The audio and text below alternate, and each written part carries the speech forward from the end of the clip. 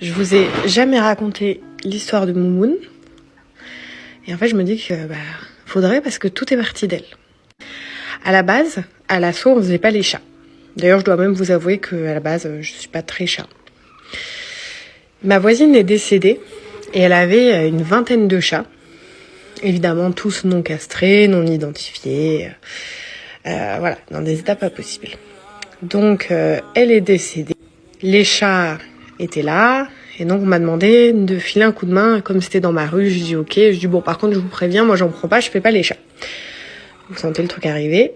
J'y vais, on voit tous les chats, c'était un carnage. Et là, en fait, on arrive dans la cuisine. La maison était ravagée. Et on arrive dans la cuisine et on voit en fait une chatte sur l'évier qui bougeait à peine, qui puait la mort. Mais quand je vous dis la mort, franchement, c'était horrible. C'était infect, plus un petit chaton avec l'œil crevé dans un coin pareil en boule. Donc ce n'était pas encore le temps du Covid, donc il y avait encore des visites sans rendez-vous, donc on y va et je leur dis écoutez, je viens, il y en a une, je pense qu'honnêtement que c'est pour une euthanasie vu l'état, et l'autre voir ce qu'on peut faire. Voilà, donc ils regardent Moumoun. Pour vous dire, on avait mis des gants parce qu'on n'osait même pas la toucher tellement c'était un carnage. Oui, c'est elle qui ronronne, faut remettre de l'huile.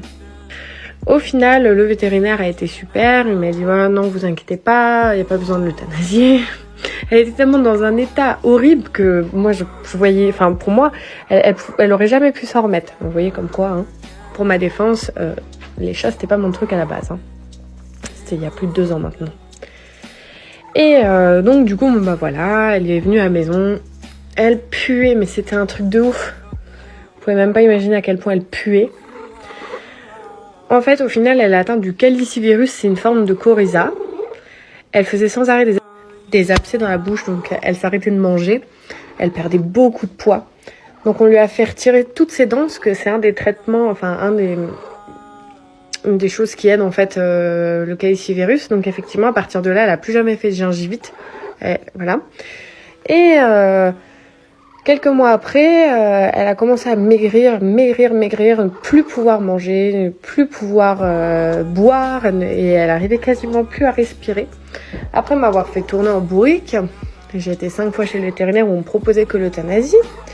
On a finalement été dans un centre hospitalier vétérinaire et on s'est rendu compte qu'en fait elle avait une énorme masse dans la trachée, sûrement liée au calicivirus.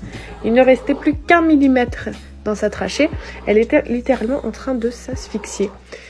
La vétérinaire nous a dit que là, de toute façon, à quelques jours près, elle était morte. Et maintenant, comme vous voyez, elle pète le feu. Donc comme quoi, faut jamais se laisser abattre.